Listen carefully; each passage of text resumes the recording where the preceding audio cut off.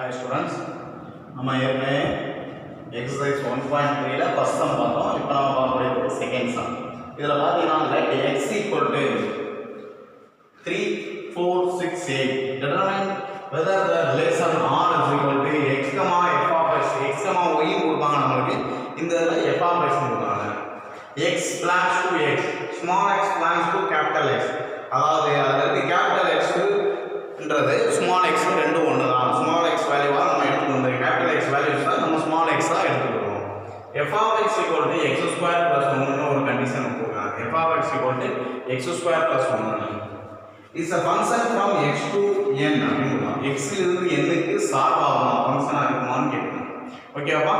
இப்போ நம்ம என்ன பண்ணோம்? ஃபர்ஸ்ட் கொடுத்திருக்கத எடுத்துலீங்க. சொல்யூஷன் x கொடுத்திருக்கான். x என்னது? கேபிடல் X கூட ஸ்மால் x னு எடுத்துக்கலாம்.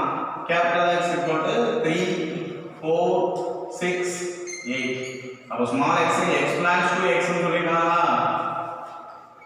x belongs to x அப்படிங்கும்போது small x என்னன்னா 3, 4, 6, 8 தான். அதாவது என்னன்னா இதோட வேல்யூ தான் இந்த small x capital X ஓட வேல்யூ தான் small x ஆ எடுத்துக்கிறோம்.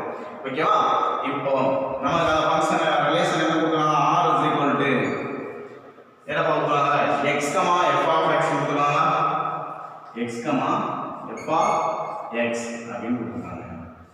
slash x belongs to capital X, x belongs to capital X.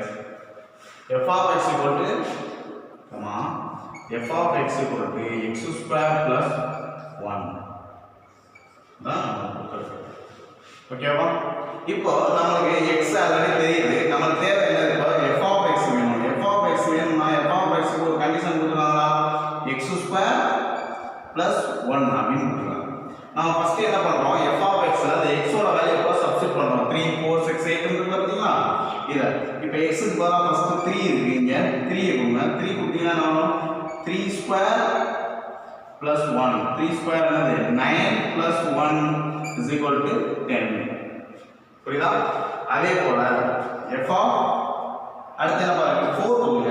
4 கொடுத்தீங்கன்னா என்ன கிடைக்கும்? 4 square plus 1 is equal to 4 square 16, 16 plus 1 is equal to 17. Okay? அடுத்து என்ன இருக்கு? 6 இருக்கு. f of 6 கொடுங்க. 6 கொடுத்தீங்கன்னா 6 square plus 1 is equal to 6 square எவ்வளவு? 6 square 36. 36 plus 1 is equal to 37. Okay. Next என்ன இருக்கு? 8. f of 8. 8 என்ன ஆகும்? 8 ஸ்கொயர் plus 1. இந்த x இருக்கிறது அந்த 8 கொடுக்கிறோம். 8 ஸ்கொயர் எவ்வளவு? 64. 64 plus 1 is equal to 65. இப்போ நம்ம போனது என்ன நேச்சுரல் நம்பர்னால எக்ஸெட்ரா டேர்ம்ஸ் போட்டே போறோம் ஃபர்ஸ்ட் சம்ல. ஆனா அந்த செகண்ட் சம் பாத்தீங்கன்னா 8 வரைக்கும் அவங்களே கொடுத்துருக்காங்க x ன்னு. அதனால 8 வரைக்கும் கண்டுபிடிச்சா போதுமானது. இப்போ கவனிங்க. இந்த ரிலேஷன்ல கொண்டு சப்ஸ்டிட்யூட் பண்ணலாமா? Relation R equal to x வந்து என்ன கொடுத்தோம்? 3 கொடுத்தோம். 3 கொடுக்கும்போது என்ன கிடைச்சது? 10 கிடைச்சது. அப்ப 3, 10 ஃபர்ஸ்ட் பாயிண்ட். செகண்ட் பாயிண்ட் என்ன பண்ணோம்? 4 கொடுத்தோம். 4 கொடுக்கும்போது கிடைச்சது 17. அப்ப 4, 17. அடுத்து என்ன கொடுத்தோம்? 6 கொடுத்தோம். 6 கொடுக்கும்போது என்ன கிடைச்சது? 6, 37 கிடைச்சது. அடுத்து 8 கொடுத்தோம். 8 கொடுக்கும்போது என்ன கிடைச்சது? 8, 65. புரியுதா பாரு? ரிலேஷன் எப்படி கண்டுபிடிச்சு தெரியுதா? இந்த ஆர்டர் கரெக்ட் கண்டுபிடிச்சது புரியுதா? ஒவ்வொரு x ஓட வேல்யூ வேணும். அந்த f of x ஓட x க்கு பதிலா 3, 4, 6, 8 சப்ஸ்டிட்யூட் பண்ணோம். அப்ப f of x க்கு ஒரு வேல்யூ கிடைச்சது. புரியுதா? இதெல்லாம் நோட் பண்ணலாமா? ஓகே. நெக்ஸ்ட் இதுல இருந்து என்ன சொல்லிருக்காங்க? is a function from x to n அப்படினு சொல்றாங்க. is a function from x to n. அப்பனா நம்ம ஆரோ டயகிராம் கண்டுபிடிக்கணும். ஆரோ டயகிராம் போடுறதுக்கு x ல இருந்து n க்கு அப்படினு சொல்லிருக்காங்க. ஓகேவா? x ல இருந்து n க்கு x ன்றது நமக்கு என்ன? 3, 4, 6, 8 ஆ? 3, 4, 6, 8. ஓகே. y அதாவது n என்னமா? n ன்றது என்னது? Natural number. நேச்சுரல் நம்பர் எதுல ஸ்டார்ட் ஆகும்? 1 ல ஸ்டார்ட் ஆகும்.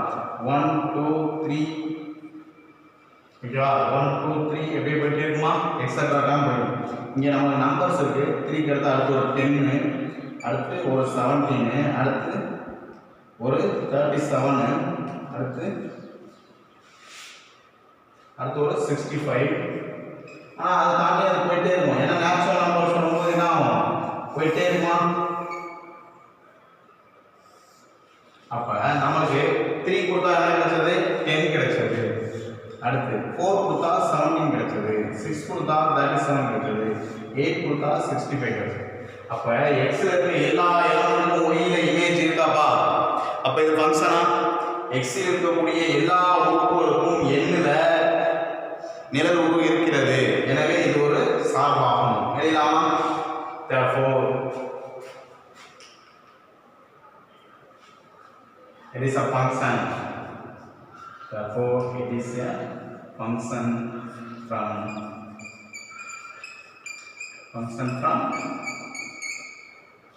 x to n.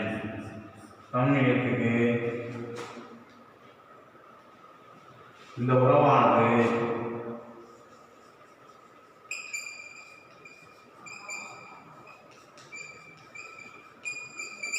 எக்ஸிலிருந்து எண்ணுக்கு சார்பாகும். புரியுதா மாதிரி எக்ஸ் கொடுத்துருந்தாங்க எக்ஸ் எழுதிட்டோம். அடுத்து ஆர் கொடுத்துருந்தாங்க எழுதிட்டோம் ரிலேஷன். இந்த எஃப் ஆஃப் எக்ஸ்க்கு ஒரு கண்டிஷன் கொடுத்தாங்க எக்ஸ் ஸ்கொயர் ப்ளஸ் 1ன்னு. அந்த எக்ஸோட வேல்யூ 4 வேல்யூ 1 3 4 6 8ன்றது 4 வேல்யூ சப்ஸ்டிட் பண்ணோம் எக்ஸுக்கு பதிலாக. அப்போ நம்மளுக்கு எஃப் ஆஃப் எக்ஸ் ஒரு வேல்யூ கிடைச்சது. இது இந்த ரிலேஷனில் எழுதணும். அதாவது ரிலேஷனில் X comma F of X கொடுக்குறாங்க. அப்போ எக்ஸுக்கு 3 கொடுக்கும்போது 10 கிடைச்சது, 4 கொடுக்கும்போது 17 கிடைச்சது, 6 கொடுக்கும்போது 37 கிடைச்சது, 8 கொடுக்கும்போது 65 கிடைச்சது. இப்போ நம்மளுக்கு என்ன கொஸ்டின்னா is function from X to N. எக்ஸிலிருந்து எண்ணுக்கு சார்பாகுமா ஃபங்க்ஷனா என்னன்னு கேட்குறாங்க. அப்போ நம்ம 3 4 6 8 எக்ஸ் வேல்யூ என்ன்றது natural number. Natural number sir இப்போ எல்லாம் ஃபுல்லாக எழுதணுமா சார்லாம் எழுதணும் அவசியம் இல்லை. நமக்கு தேவையான வேல்யூ மட்டும் எழுதணும். ஆனால் இடையில கூட எக்ஸட்ரான்றது போகணும். ஏன்னா இடையில நம்பர்ஸ் இருக்குது. அதே மாதிரி நேச்சுரல் நம்பர் முற்று பெறாமல் முடிவு எண்ணிக்கையில் போயிட்டே இருக்கிறதுனால எக்ஸட்ரா கீழேயும் போட்டணும். இப்போ ஒவ்வொரு வேலையும் ஆக முடியும்போது எக்ஸில் இருக்க எல்லா நம்பருக்கும் ஒய்யில் இமேஜ் இருக்குது. எக்ஸில் இருக்க எல்லா எலமெண்ட்டுக்கும் எண்ணில் இமேஜ் இருக்கிறதுனால இது function. It is a function from X to N. இந்த உறவானது எக்ஸிலிருந்து எண்ணுக்கு சார்பாகும் அப்படின்னு எழுதலாம் போகுது. ஓகே புரியுதாப்பா?